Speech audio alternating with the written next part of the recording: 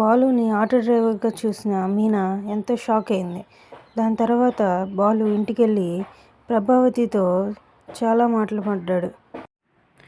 బాలు తర్వాత ఇంటికి వచ్చాడు. అప్పుడు ప్రభావతి బాలుని ఒక దొంగవాడిలాగా చూసి తనని బోన్లో నుంచోబెట్టి చాలా ప్రశ్నలు అడిగింది. దానితో బాలు చాలా కోపంతో ఉన్నాడు.